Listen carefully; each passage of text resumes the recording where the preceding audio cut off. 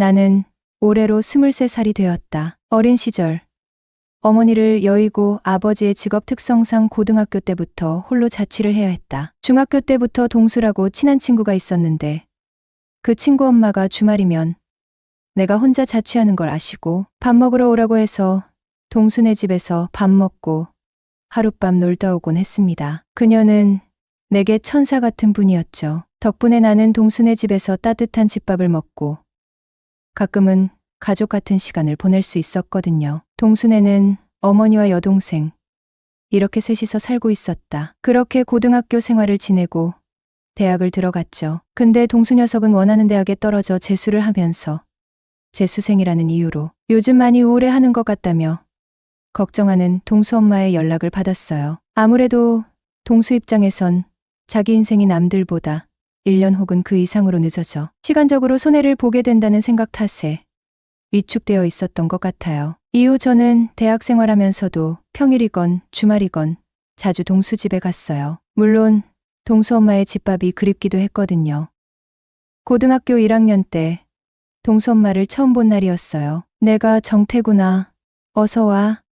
안녕하세요. 김정태입니다. 내가 고개를 숙이고 인사를 하자 그녀는 따뜻하게 웃으며 말했다. 그래 반갑다.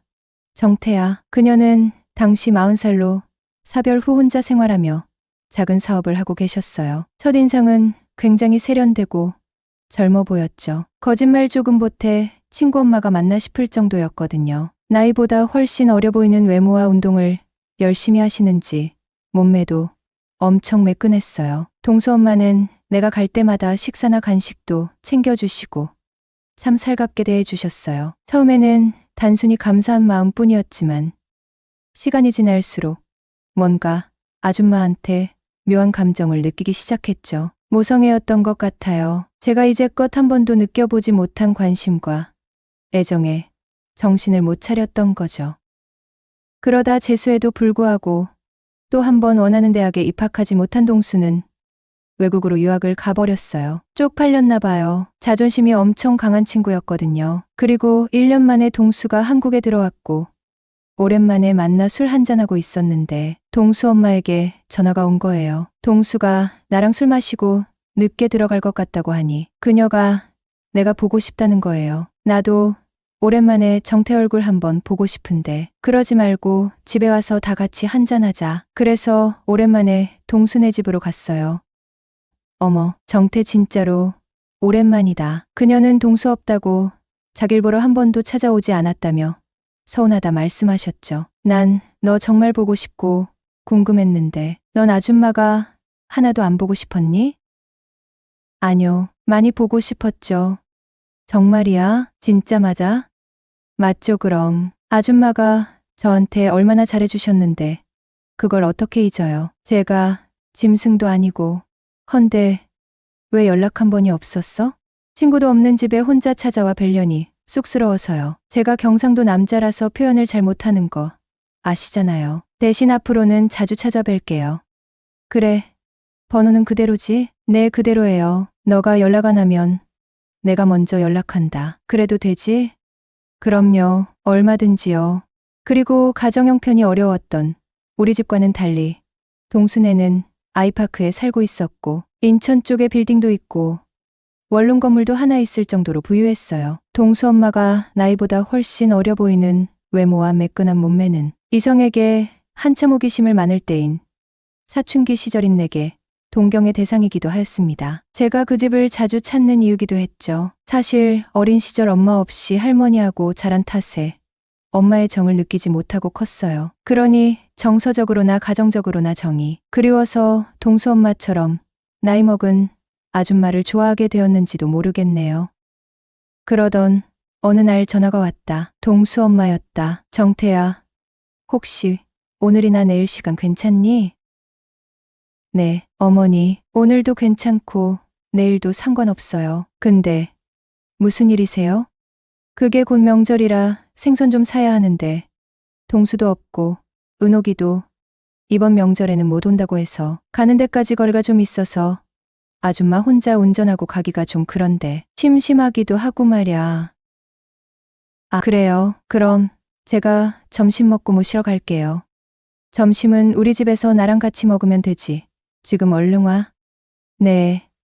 그럼 12시까지 갈게요. 점심에 맞춰 도착하니 그녀가 점심을 준비하고 계셨는데 반찬이 많지는 않아도 정갈하고 맛이 있어 보였다. 제육볶음과 밑반찬들로 한 끼를 같이 먹었는데 그렇게 그 집을 드나들면서도 그녀와 단둘이 식사를 하는 건 처음이었다. 그래서 기분이 참 묘했다. 식사 중에 내가 아줌마도 혼자 식사하실 때가 많으시겠네요? 했더니 옅은 미소를 지으시며 친구들 만나 먹기도 하는데 그것도 하루 이틀이지. 요즘 같아선 예전처럼 너희들이랑 한 식탁에서 밥 먹어보는 게 내 소원이야.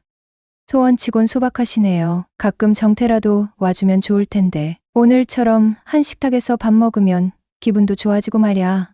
저랑 밥 먹는 게 기분 좋아질 일인가요? 그럼 좋고 말고 아줌마는 너무 즐겁고 좋지? 요즘 많이 외로우신가 봐요? 외롭지. 혼자 지낸 지가 벌써 1년이 넘었는데 안 외롭다면 그게 거짓말이지. 그럼 차라리 연애를 한번 해보시는 건 어떠세요? 뭐 연애는 혼자 하니? 남자가 있어야 연애를 하지. 제가 팔팔한 젊은 놈으로다가 하나 소개시켜 드려요? 호호. 그래 정태가 책임지고 어디 한번 구해줘봐. 우리는 점심 식사를 마치고 약 1시간 정도를 달려 바닷가에 있는 수산물 시장에 도착했다. 평일인데도 사람들이 많고 요즘에 비할 수 없이 호객 행위가 많았다. 그리고 자연스럽게 팔짱을 꼈습니다. 순간 나랑 눈이 마주치자. 괜찮지? 오늘 너랑 데이트하는 기분 한번 내보려고. 그럼요. 좋아요. 데이트 제대로 해보자고요. 오늘 하루만큼은 서로 애인해주기로 해요. 그럴까? 호호 그녀는 어린 소녀가 된 마냥 해맑게 웃었다. 우리는 말린 조기와 명태, 아구, 갈치, 멸치, 박대인가 하는 생선의 잘 기억도 안 나는데 내 양손에 가득 담을 정도로 샀다. 가게 직원들과 먹기도 하고 명절 때 선물로 싸줘야 하신다며 손 크게 사셨다. 보기와는 다른 마음 씀씀이었다. 한참 시장을 보고 물건을 차에 싣고 다시 차에 올랐다. 어머니는 바다 냄새가 오랜만이네. 옛날 생각도 나고 그렇네 하시길래 내가 그럼 바닷가로 한번 돌다 가실래요? 하며 물었다. 어머니는 정태만 시간 괜찮으면 그럴까? 하시길래 오늘 아줌마랑 첫 데이트인데 이대로 가긴 싫네요. 함께 바다라도 실컷 보고 싶어요. 그래. 그럼 천천히 한 바퀴 돌고 돌아가자. 난 해안가 쪽으로 핸들을 돌렸다. 수산물 시장이 있는 지역이 아닌 인접 지역으로 방향을 잡고 가는데 바다가 나오려면 한참을 가야 했다. 운전하면서 친구 이야기나 학교 이야기, 이성에 대한 대화를 했다. 아줌마, 지금 기분은 좀 어떠세요? 이런저런 생각이 많이 드네. 마음은 아직 소녀 같은데 세월이 벌써 이렇게 됐구나 싶어. 그래서 아쉬움도 들고 세월은 유수 같다더니 동수 나온 지가 엊그제 같았는데 너희들이 벌써 이렇게 컸구나. 나도 이제 좋은 시절 다 갔지 뭐. 무슨 그런 말을 하세요. 아직 한창이신데요. 나 몇 살인지 알아? 글쎄요. 보기에는 30대 중반쯤. 호호 다 알면서 장난하지 마. 나 40하고도 훨씬 넘었어. 요즘 시대엔 40대면 한창이지요. 그나저나 오늘 같은 날은 우울한 얘기는 그만하고 즐겁게 데이트하셔야죠. 그래, 그러자. 그녀는 나를 한번 빤히 쳐다보시더니 정태가 옆에 있으니 너무 든든하고 좋은 것 같아. 그쵸. 저 같은 남자친구가 있으시면 좋으시겠죠? 그럼 말해 뭐해. 좋고 말고지. 저는 알면 알수록 더 괜찮은 남잔데 앞으로 어쩌시려고. 벌써부터 빠져들면 곤란해질 텐데요. 대체 어떤 매력이 더 있길래 이리도 자신만만한 거야. 남자라면 지치지 않는 체력 아니겠습니까? 뭐야, 아줌마 앞에서 못하는 소리가 없어. 그녀는 내 짓궂은 농담에 다소 황당해하면서도 말을 이어갔다. 나도 더 늙기 전에 그런 화끈한 연애를 한 번쯤은 해보고는 싶네. 우리 조용한 카페에서 차라도 한잔할까? 그럴까요, 옥순 씨. 뭐야, 정태. 내 이름은 어떻게 알았어? 왜 이상해요? 제가 갑자기 아줌마 이름 부르니깐. 아니, 내가 갑자기 내 이름을 부르니까 꼭 애인이 불러주는 것 같았거든. 아줌마를 좋아해서 알아뒀어요. 근데 아줌마, 진짜로 애인 없으세요? 얘는 아줌마가 애인이 어딨니? 그럼 오늘처럼 종종 저랑 데이트해요. 저도 아줌마랑 놀고 싶어요. 정말이니? 네, 아줌마. 내 대답이 맘에 들었는지 그녀는 사랑스런 얼굴로 나를 살며시 안아주었다. 그리고 집에 도착해 저녁으로 고깃집에서 삼겹살을 맛있게 먹고 있었어요. 정태아, 나 술도 한잔하고 싶은데 어때?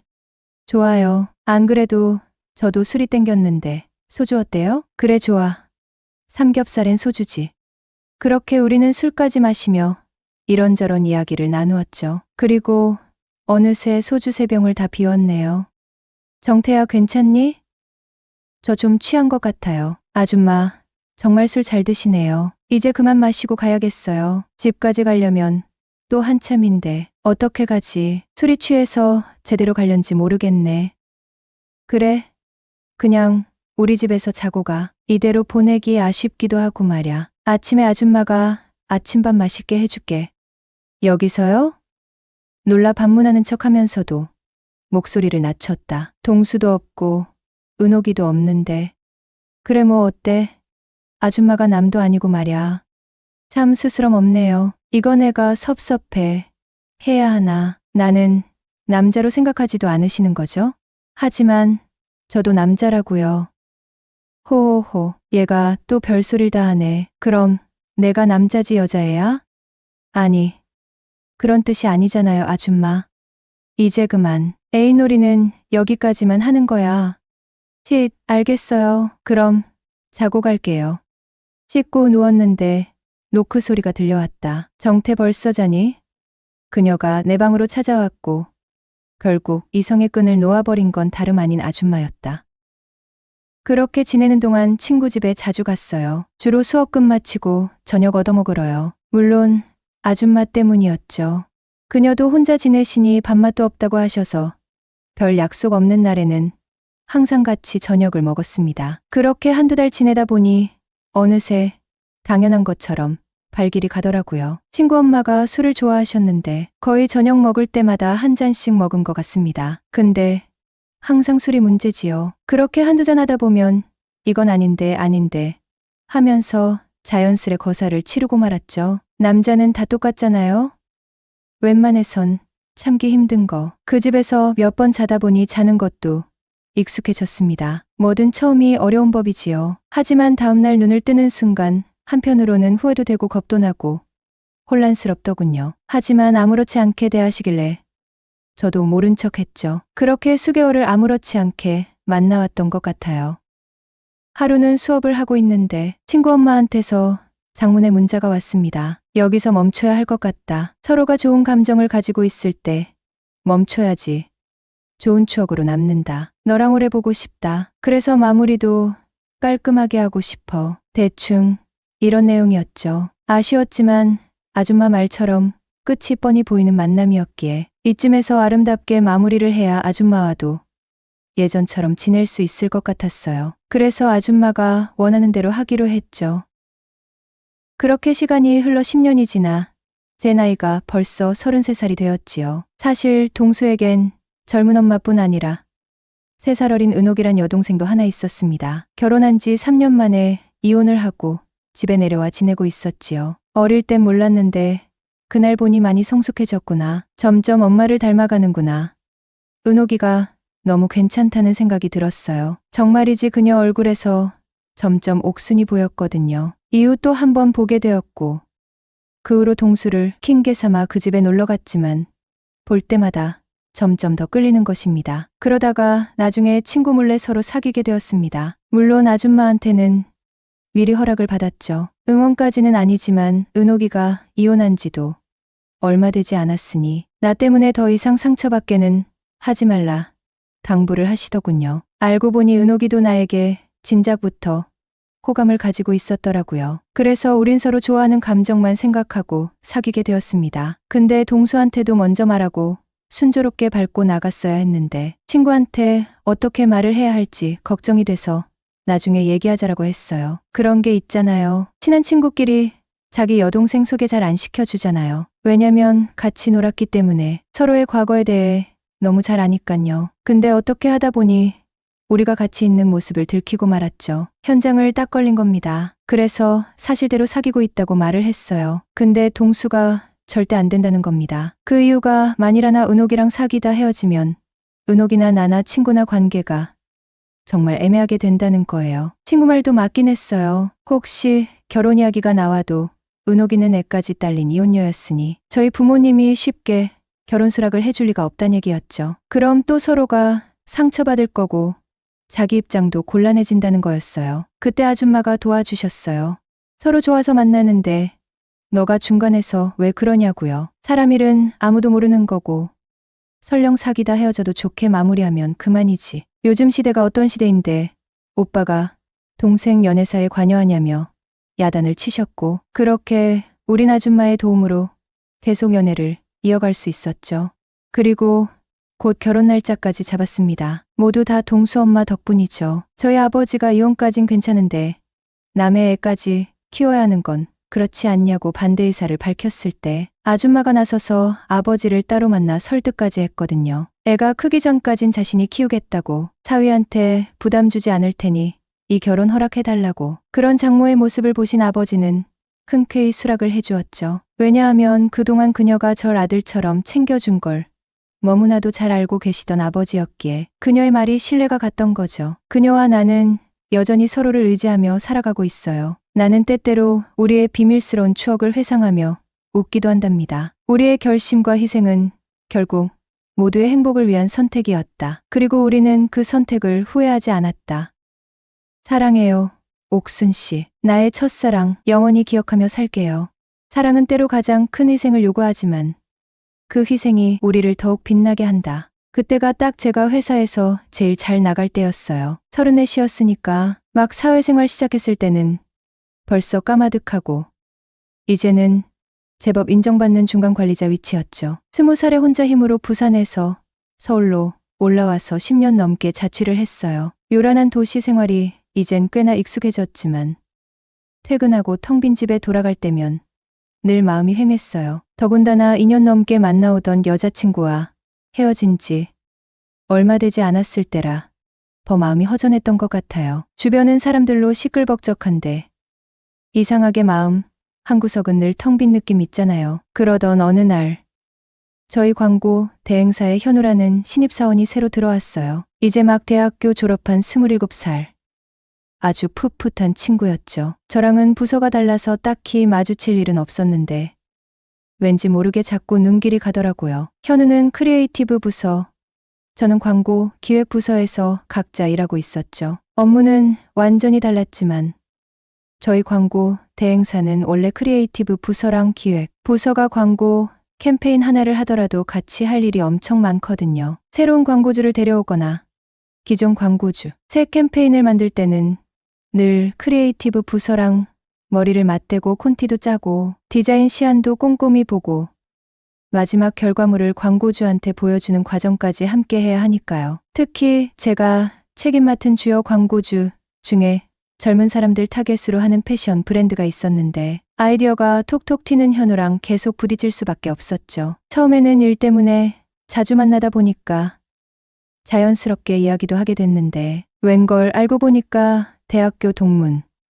심지어 같은 과, 바로 후배인 거예요. 학교 얘기로 자연스럽게 친해져서 사석에서는 형, 동생 하는 사이가 됐죠. 사회에서 만난 선배로서 제가 해드릴 수 있는 건 회사 생활에 적응하도록 돕고 퇴근 후 술이라도 한 잔 기울이는 정도였죠. 그랬더니 글쎄 마치 껌딱지처럼 저를 줄줄 따라다녔네요. 혼자 살다 보니 밥 제대로 챙겨 먹는 게 영 귀찮잖아요. 매일 밖에서 혼술이나 혼밥으로 때우는 게 일상이었죠. 현우가 그걸 안쓰럽게 생각했는지 어느 날 저한테 그러는 거예요. 형, 맨날 끼니를 밖에서 해결하세요? 혹시 시간 되면 저희 집에서 저녁 같이 먹을래요? 어머니가 형 밥 한번 꼭 차려주고 싶다고 하시더라고요. 집밥 얘기에 솔깃하더라고요. 그래서 냉큼 정말 그럼 너무 고맙지 했죠. 현우네 집은 회사에서 차로 한 20분 정도 거리였어요. 퇴근하고 현우 집으로 갔더니 현관문이 열리면서 현우 어머니가 저를 반갑게 맞아주셨어요. 근데 그녀를 처음 본 순간 깜짝 놀라고 말았지요. 왜냐하면 평범한 아줌마가 아니었거든요. 40대 후반이라고는 믿기지 않을 만큼 쭉 뻗은 각선미에 예쁘장한 얼굴은 모르는 남자가 길 가다 마주치면 열의 아홉은 뒤돌아볼 만큼 매력적인 여인이었어요. 게다가 그 나이대 아줌마들이 흔히 입지 않는 스타일리쉬한 옷을 입고 계셔서 나이 들어 보인다는 인상도 전혀 없었고요. 원래 나이 많은 여자는 쳐다보지도 않겠다고 생각했지만 그녀 앞에서는 그런 다짐이 맥없이 무너져 내리는 것만 같았네요. 그녀는 48살, 이름은 박지숙. 알고 보니 21살에 결혼해 23살에 현우를 낳았다고 하대요. 저랑 나이차가 14살밖에 나질 않았죠. 현우한테 제 얘기 많이 들었다면서 현우 회사 생활 많이 도와줘서 고맙다고 어찌나 살갑게 대해주시던지 현우 엄마라기보다는 그냥 동네 편한 누나 같은 느낌이었어요. 집에 들어가 보니 웬걸 밥 냄새가 솔솔 나는 거예요. 식탁 위에는 따끈한 밥이랑 김치찌개, 마무리며 반찬이며 푸짐하게 차려져 있었어요. 자취방 냉장고는 늘 텅 비어 있는데 오랜만에 제대로 된 집밥 보니까 눈이 번쩍 뜨이더라고요. 어머니, 음식 솜씨가 이쁜 얼굴만큼이나 정말 끝내주시네요. 지숙 씨는 쑥스러운 듯 웃으시면서 별거 아니에요. 그냥 집에서 늘 먹는 밥상이에요. 맛있게 많이 먹어요. 하시는데 진짜 솜씨가 장난 아니시더라고요. 된장찌개는 얼큰하고 구수하고 반찬 하나하나 다 맛있고 진짜 꿀맛이었어요. 밥 2공기는 그냥 뚝딱 해치웠죠. 어머니, 진짜 밥 너무 맛있어요. 덕분에 과식하겠어요. 했더니 입맛에 맞아서 다행이네요. 많이 먹고 힘내서 회사 생활 열심히 해요. 하시면서 흐뭇하게 웃으시는 모습이 진짜 엄마 같았어요. 현우는 옆에서 묵묵히 밥만 먹는데 왠지 뿌듯해하는 것 같았고요. 그녀는 저한테 회사 생활은 어떤지, 취미는 뭐 있는지, 가족은 어떻게 되는지 이것저것 물어보시고 저도 그녀한테 현우 어릴 때 얘기, 가족 얘기하면서 시간 가는 줄 모르고 수다를 떨었어요. 이야기를 나누다 보니 자연스럽게 현우 아버님 이야기가 나왔는데 5년 전에 갑작스런 교통사고로 돌아가셨다고 하더라고요. 갑작스러운 사고로 남편을 잃고 홀로 현우를 키우셨다니 왠지 모르게 더 짠하고 안쓰러운 마음이 들었죠. 돌아가려고 하니까 지숙 씨가 언제든 집밥 생각나면 현우랑 같이 와요. 문은 항상 열려 있으니까 하시는데 진짜 마음이 찡하더라고요. 현우가 집 앞까지 바래다 주고 그날 이후로 현우랑은 물론이고 지숙 씨랑도 훨씬 더 편하고 가까워진 느낌이었어요. 그 후로 저는 거의 일주일에 한두 번씩 현우네 집에 저녁 먹으러 가게 됐어요. 갈 때마다 지숙 씨는 따뜻하게 맞아주시고 맛있는 집밥 차려주시고 진짜 엄마 밥 먹는 것처럼 편안하고 좋았어요. 그러던 어느 날 저녁 밥을 먹다가 현우가 좀 조심스럽게 말하는 거예요. 형, 사실 저 이번에 회사에서 부산지사 프로젝트 때문에 6개월 정도 장기 출장을 가게 됐어요. 처음에는 아, 그래, 잘 됐다 하고 덤덤하게 반응했지만 막상 현우가 부산으로 떠나고 나니 왠지 모르게 전처럼 현우네 집에 저녁 먹으러 가는 게 좀 어색하게 느껴지더라고요. 물론 지숙 씨는 언제든 밥 먹으러 와요 라고 여전히 따뜻하게 말씀해 주셨지만 현우 없이 혼자 찾아뵙는 건 왠지 모르게 선뜻발이 떨어지지 않았어요. 예전처럼 편하게 밥을 먹을 수 있을 것 같지도 않았고요. 자연스럽게 현우네 집을 찾는 횟수도 줄어들고 결국 현우가 부산으로 떠난 후로는 한 번도 찾아뵙지 못하게 되었네요. 그러던 어느 날 야근하고 늦게 퇴근하는데 아파트 단지 앞에서 지숙 씨를 우연히 만난 거예요. 어머, 재현 씨, 늦었네요. 야근했어요? 네. 요즘 일이 좀 많아서요. 어머니는 늦은 시간에 어딜 가세요? 했더니 아, 그냥 잠깐 바람 쐬러 나왔어요. 혼자 밤 공기 마시니까 기분이 좀 나아지네요. 하시는데 왠지 목소리가 좀 처져 있는 것 같았어요. 혹시 무슨 일 있으세요? 안색이 안 좋아 보이시는데 조심스럽게 물어봤죠. 지숙 씨는 한숨을 푹 쉬시면서 사실 요즘 좀 힘든 일이 있어서요. 남편 없이 혼자 현우 키우면서 사는 게 쉽지 않네요. 나이 먹으니 몸도 마음도 예전 같지 않고 하시는데 눈가가 촉촉해지시는 거예요. 순간 저도 모르게 지숙 씨를 위로해드리고 싶다는 생각이 간절해졌어요. 어머니, 힘드시면 저한테 말씀하세요. 제가 뭐라도 도와드릴 수 있을지도 모르잖아요. 진심을 담아서 얘기했죠. 지숙 씨는 잠시 망설이시더니 정말 괜찮겠어요? 하시더라고요. 저는 망설임 없이 네. 어머니 힘드신 모습 보니까 마음이 아파요. 뭐든 말씀만 하세요. 했죠. 지숙 씨는 고마운 표정으로 저를 바라보시더니 그럼 혹시 괜찮다면 오늘 저녁에 저희 집에서 저녁 같이 먹어줄래요? 혼자 밥 먹기 싫었는데 재현 씨랑 같이 먹으면 힘이 날 것 같아요. 하시는데 거절할 이유가 없었죠. 네. 좋아요. 지금 바로 갈게요. 했어요. 현우 없이 지숙 씨랑 단둘이 저녁 먹는 건 처음이라. 처음에는 좀 어색했어요. 근데 지숙 씨가 워낙 편하게 대해주셔서 금방 분위기가 풀리더라고요. 회사 얘기도 하고 사는 얘기도 하고 속 깊은 이야기도 나누고 지숙 씨도 저한테 속마음을 털어놓으시더라고요. 알고 보니 사귀던 남자와 얼마 전 헤어졌다고 하더군요. 그러면서 남편 없이 혼자 아들 키우면서 힘들었던 얘기, 갱년기 때문에 몸도 마음도 힘든 얘기, 앞으로 어떻게 살아야 할지 막막하다는 얘기, 진솔한 얘기를 들으니까 저도 모르게 그녀한테 더 마음이 쓰이더라고요. 저도 혼자 서울에서 외롭게 지내는 얘기, 여친한테 차였던 얘기, 회사에서 힘든 일들, 미래에 대한 불안함 같은 것들을 털어놓게 되었죠. 신기하게도 지숙 씨랑은 정말 대화가 잘 통했어요. 나이 차이는 많이 나지만 마치 오랜 친구처럼 아니면 뭐랄까 더 특별한 관계처럼 느껴졌거든요. 늦게까지 이야기꽃을 피우다 보니 어느덧 밤이 늦었더라고요. 돌아가려고 일어서는데 지숙 씨가 오늘 정말 고마웠어요. 재현 씨, 덕분에 힘이 많이 났어요. 다음에 또 와서 밥 같이 먹어줄래요? 하시는데 저도 모르게 네, 언제든 불러주세요 했죠. 지숙 씨는 환하게 웃으시면서 제게 연락처를 물어보시더라고요. 맛있는 거 해놓고 연락할게요. 오늘처럼 이야기 친구 해줘요 하시면서 그렇게 우리는 연락처를 주고받고 그 후로 거의 매주 지숙 씨 집에서 저녁을 같이 먹게 됐어요. 때로는 현우도 같이 있을 때도 있었지만 대부분은 지숙 씨랑 둘이서만 밥을 먹고 이야기하고 차도 마시고 가끔은 영화도 보고 산책도 하고 점점 더 많은 시간을 같이 보내게 되면서 지숙 씨한테 점점 더 편안함을 느끼고 또 왠지 모르게 설레는 마음도 생기더라고요. 나이 차이는 꽤 많이 나는데도 이상하게 자꾸 눈길이 가고 같이 있으면 시간이 너무 빨리 가는 거예요. 지숙 씨도 저한테 점점 더 의지하는 것 같았어요. 힘든 일 있으면 저한테 털어놓고 기쁜 일 있으면 저한테 먼저 얘기하고 어느새 우리는 정말 가까운 사이가 되어 있었죠.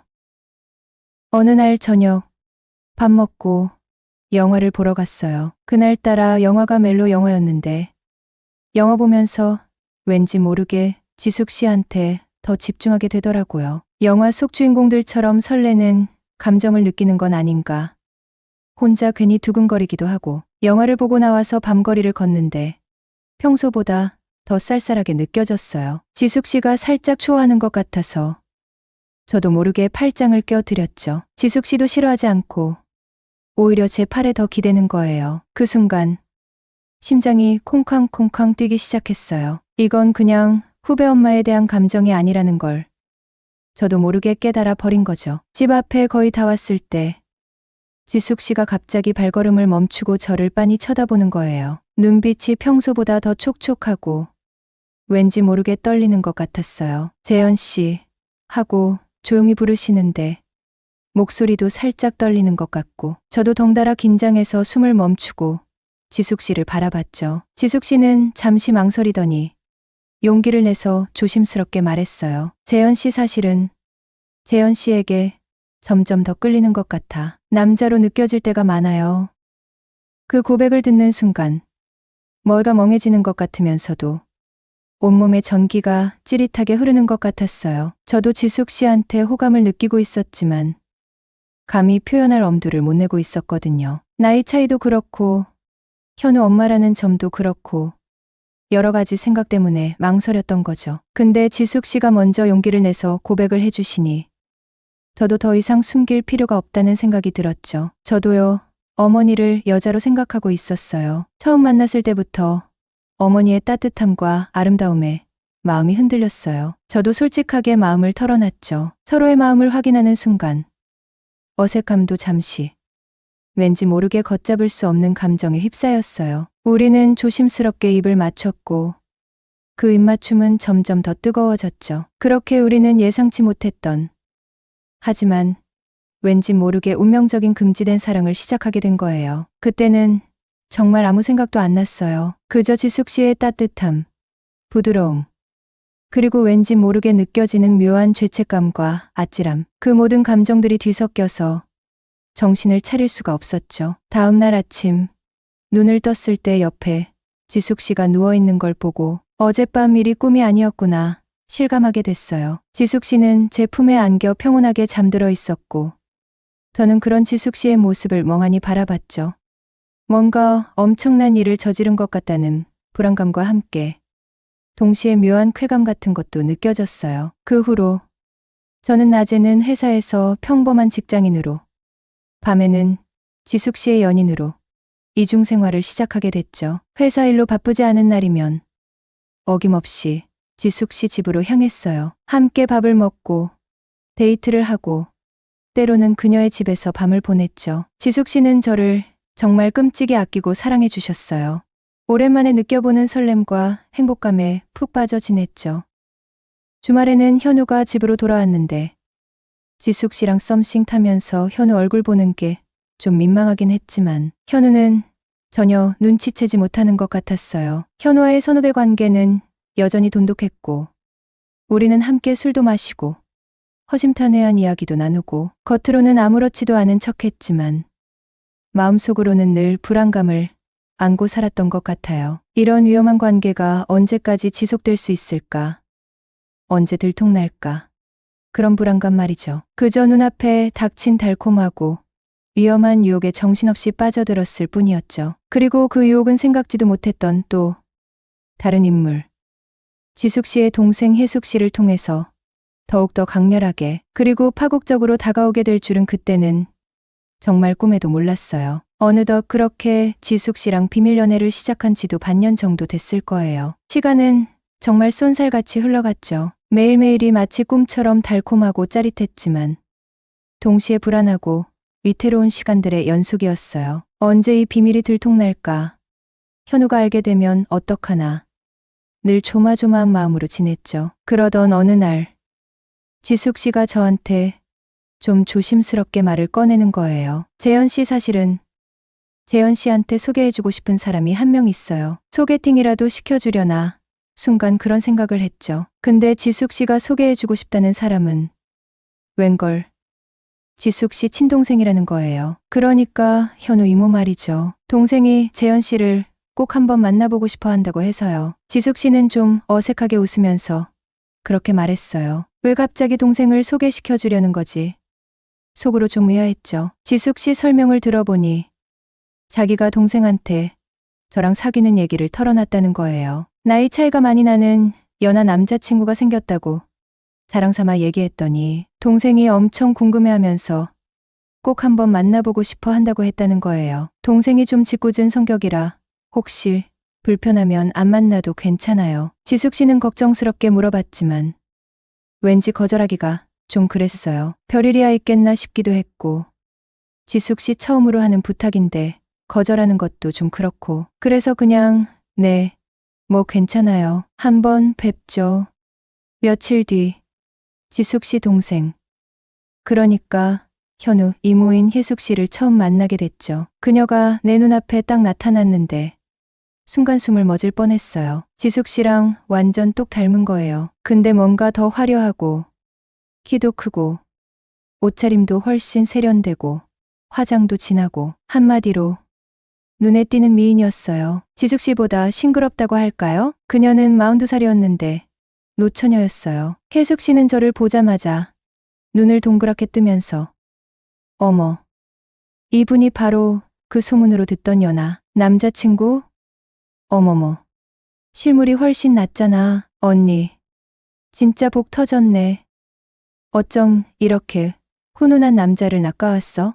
하면서 호들갑을 떠는 거예요. 좀 과장된 리액션이긴 했지만 왠지 기분은 나쁘지 않았어요. 옆에서 지숙 씨는 쑥스러운 듯 웃고만 있었고요. 혜숙은 처음부터 아주 적극적으로 저한테 이것저것 물어봤어요. 나이는 몇 살인지, 직업은 뭔지, 연애 스타일은 어떤지, 취미는 뭔지 아주 꼬치꼬치 캐묻듯이 질문을 쏟아내는 거예요. 좀 부담스럽기도 했지만 워낙 유쾌하고 털털한 성격이라 그런지 분위기는 나쁘지 않았어요. 요즘은 뭐 나이 차이 많이 나는 커플도 흔하잖아. 나도 어린 연하 하나 꿰매볼까? 하면서 능글맞게 웃기도 하고 제가 말할 때는 눈을 빤히 쳐다보면서 집중하는 모습이 왠지 모르게 좀 묘했어요. 관심을 보이는 건 좋은데 그 눈빛이 좀 과하다 싶을 정도로 강렬했거든요. 그렇게 어색하면서도 묘했던 첫 만남은 마무리됐어요. 저녁 식사는 나름 즐거운 편이었어요. 혜숙 씨가 분위기를 워낙 재미있게 만들어가서 웃으면서 이야기하고 시간 가는 줄 몰랐죠. 혜숙 씨는 헤어질 때 오늘 너무 즐거웠어요. 재현 씨, 다음에 또 봐요 하면서 윙크를 살짝 하더라고요. 그 윙크가 왠지 모르게 자꾸 신경 쓰였어요. 집에 돌아오는 길, 나름 즐거운 시간이었는데도 왠지 모르게 찝찝한 기분이 들었어요. 혜숙 씨의 적극적인 태도, 묘한 눈빛, 그리고 마지막 윙크까지 자꾸 머릿속에서 맴돌았죠. 며칠 뒤부터 혜숙 씨에게서 계속 문자가 오기 시작했어요. 처음에는 업무 때문에 그녀 회사 광고건으로 몇 번 연락을 주고받았어요. 그러다가 며칠 지나서 혜숙 씨한테 문자가 왔어요. 혹시 근처에 볼 일이 있어서 왔는데 잠깐 차라도 한잔할 수 있을까요? 라고요. 저도 마침 시간이 좀 비어있던 터라 회사 근처 카페에서 가볍게 차를 한잔하기로 했죠. 혜숙 씨는 결혼 생각 없으세요? 결혼은 무슨, 제대로 된 연애 경험도 없는데 결혼은요? 네? 저는 속으로 깜짝 놀랐어요. 혜숙 씨처럼 늘씬하고 예쁜 여자가 제대로 된 연애를 못 해봤다니.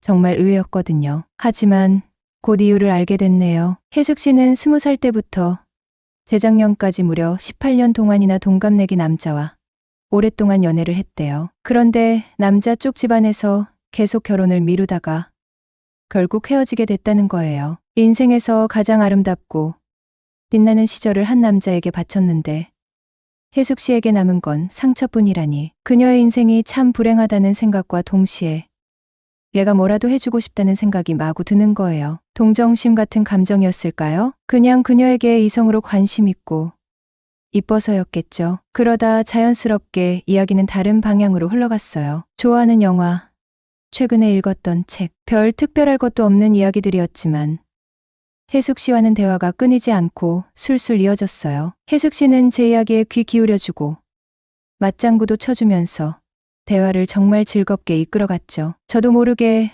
점점 더 편안하게 속마음을 털어놓게 되더라고요. 시간 가는 줄 모르고 신나게 이야기하다 보니 어느덧 2시간이 훌쩍 지나가 버렸어요. 혜숙 씨가 아쉬운 표정으로 시계를 보면서 벌써 시간이 이렇게 됐네요. 라고 말했어요. 헤어지기 바로 전에 혜숙 씨가 조심스럽게 물어보더군요. 저 혹시 실례가 안 된다면 다음에 차 한잔 아니면 식사라도 같이 하고 싶은데 괜찮으실까요? 저도 혜숙 씨와 다시 만나고 싶다는 생각이 간절했어요. 그날 대화를 나누면서 혜숙 씨와 저는 서로 정말 잘 맞는다는 느낌을 받았거든요. 게다가 혜숙 씨는 지금 남자친구가 없다고 했잖아요. 저도 사실 지숙 씨는 현우 엄마이기도 하고 남편과 사별했기 때문에 공개적으로 연애하기에는 여러모로 부담스러울 수 있었죠. 하지만 혜숙 씨는 겉모습도 제 나이 또래로 보였고 성격도 너무 잘 맞아서 순간적으로 혜숙 씨와 잘 되면 좋겠다는 생각이 들었어요. 저는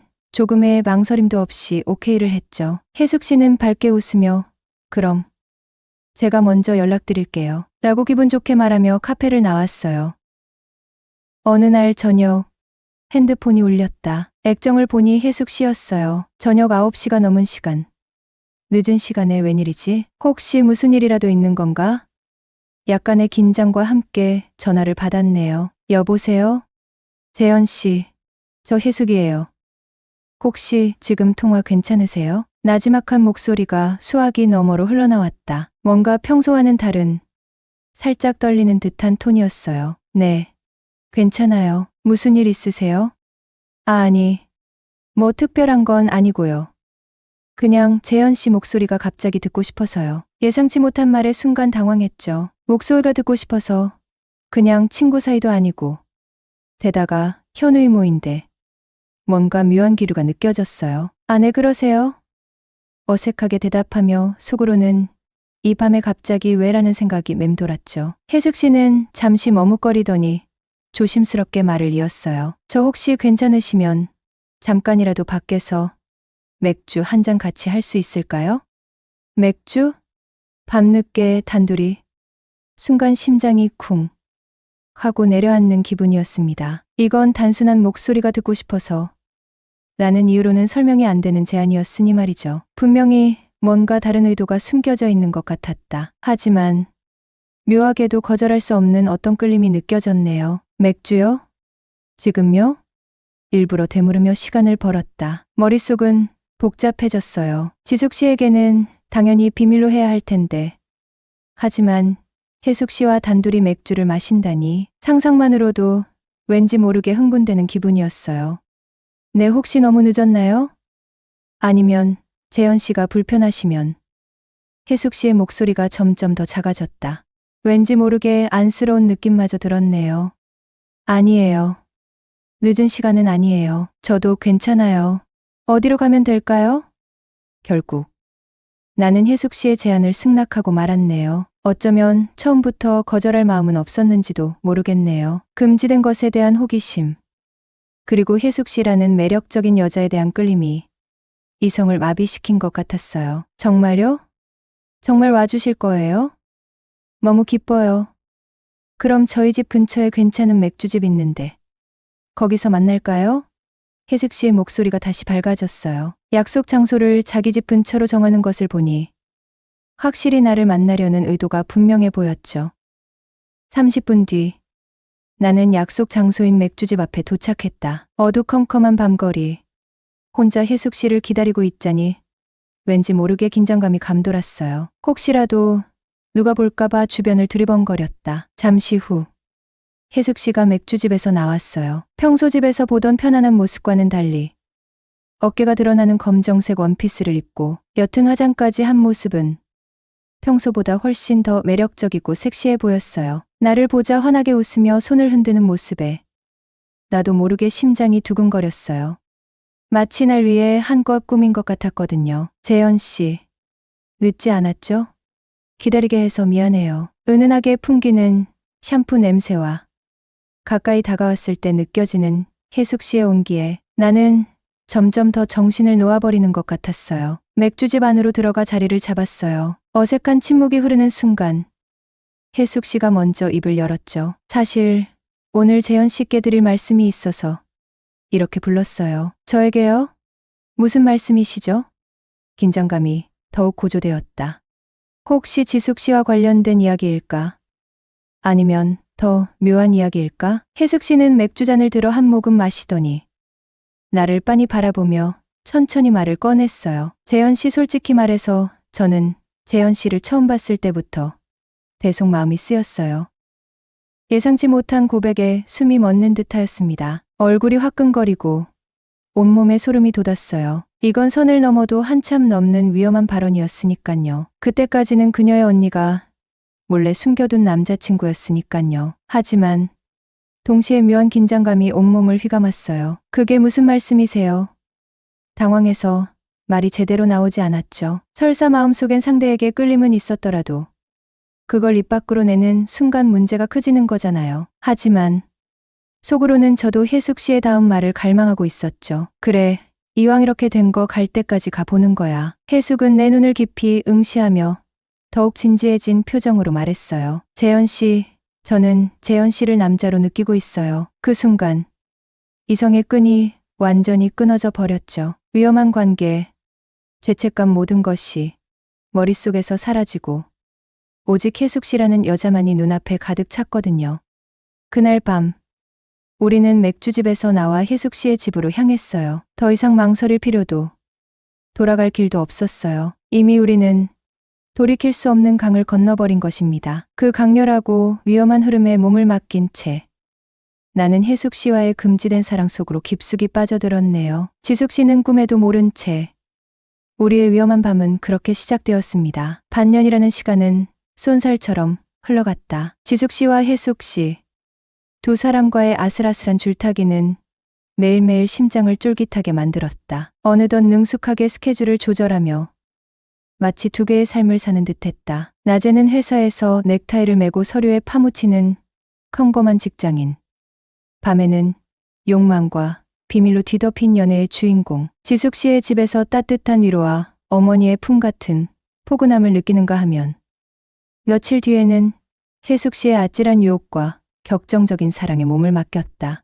처음 현우 몰래 지숙 씨를 만났던 것처럼 이제는 지숙 씨 몰래 혜숙 씨와의 만남을 이어가는 것이 일상이 되었다.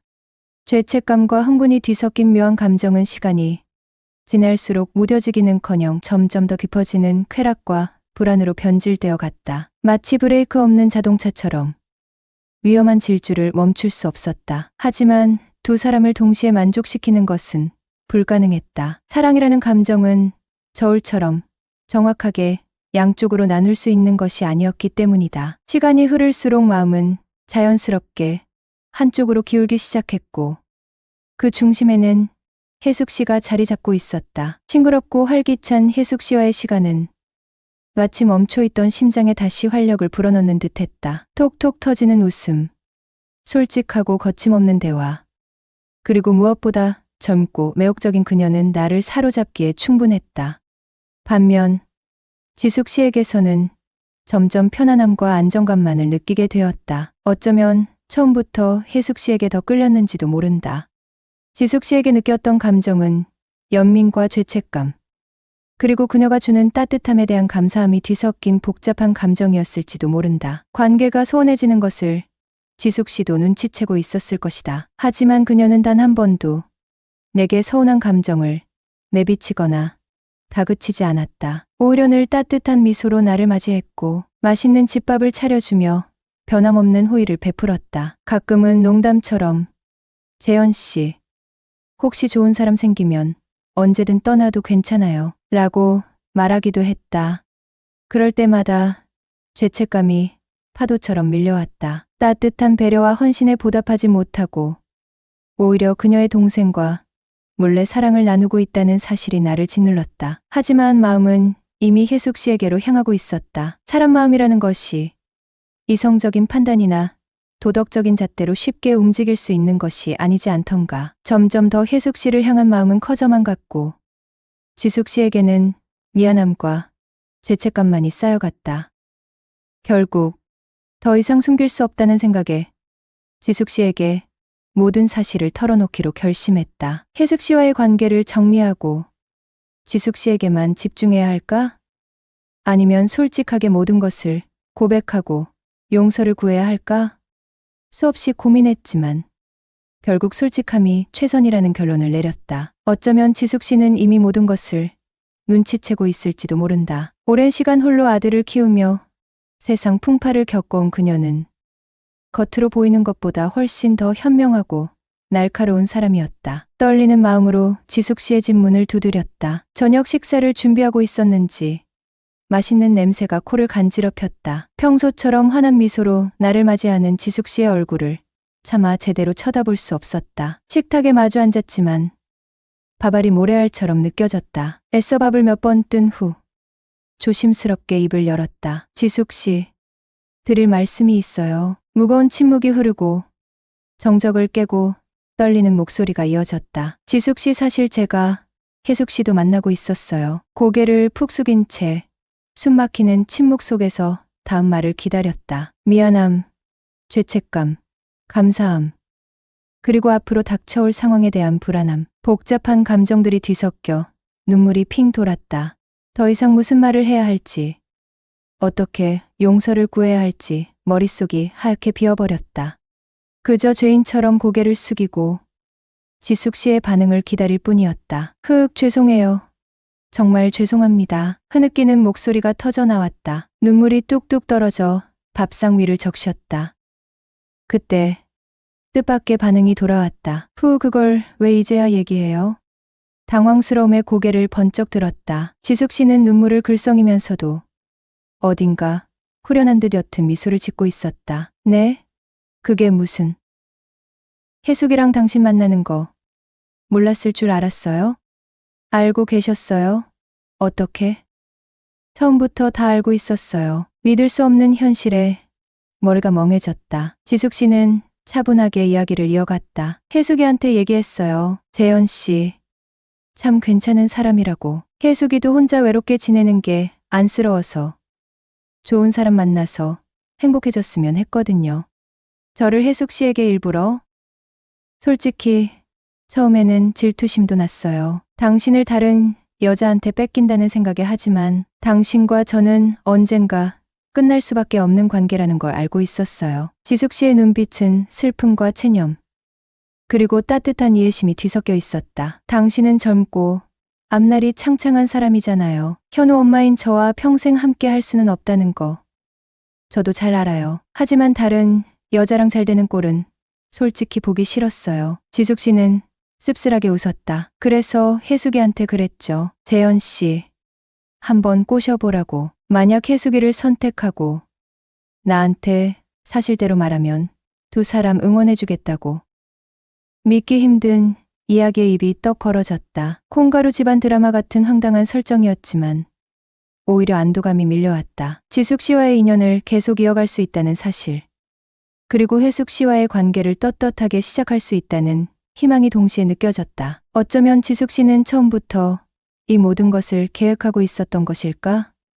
자신은 물러나더라도 나와 혜숙 씨, 두 사람 모두 행복해지기를 바랐던 것일까? 혜숙이에게 저는 엄마 같은 존재예요. 혜숙이 어릴 때부터 제가 많이 돌봐줬거든요. 40 넘어서 혼자 사는 동생 보면 얼마나 안쓰럽겠어요. 더군다나 혜숙이 집안 사정 때문에 결혼까지 깨졌으니. 지숙 씨는 깊은 한숨을 쉬었다. 사실 저희 집안 여자들은 좀 기구한 운명이에요. 엄마도 과부로 혼자 되셨고 저도 남편을 잃고 혼자 현우 키우고, 혜숙이 큰 이모도 과부예요. 혜숙이 결혼 깨진 것도 웃기지도 않죠. 예비시댁에서 혜숙이 사주를 봤는데 우리 집 여자들 사주가 너무 사납대요. 남자 잡아먹을 팔자라고. 헛소리죠. 헛소리. 지숙 씨는 헛웃음을 지었지만 어딘가 슬픔이 느껴지는 미소였다. 혜숙 씨에게는 엄마 같은 언니, 지숙 씨. 그녀는 동생의 행복을 위해서라면 자신의 감정까지 희생할 수 있는 사람이었다. 그녀의 넓은 마음과 깊은 배려심에 다시 한번 감탄했다. 시간이 흘러 나는 혜숙 씨와 우여곡절 끝에 결혼이라는 결실을 맺게 되었다. 지숙 씨는 여전히 따뜻한 미소로 우리를 맞이했고 맛있는 집밥을 차려주며 우리의 행복을 진심으로 축복해 주었다. 현우 역시 우리 결혼을 진심으로 기뻐하며 혜숙 씨를 새로운 가족으로 받아들였다. 가끔은 꿈을 꾸는 것 같았다. 현우의 엄마와 사랑에 빠지고 그녀의 동생과 결혼하게 되다니. 상상조차 할 수 없었던 기묘한 인연이었지만 지금의 나는 혜숙 씨, 그리고 지숙 씨와 함께 행복한 삶을 살아가고 있다. 어쩌면 인생은 예상치 못한 방향으로 흘러가고 때로는 금지된 사랑이 예상치 못한 행복을 가져다 줄 수도 있는 것인지도 모른다. 물론 그 과정은 아슬아슬하고 위태로웠지만 결국 우리는 각자의 행복을 찾았으니 그걸로 된 것이 아닐까. 오늘도 혜숙 씨의 웃음소리와 지숙 씨의 따뜻한 밥 냄새가 가득한 집에서 나는 묘한 안도감과 함께 행복한 미소를 짓는다. 사랑은 모든 것을 이긴다.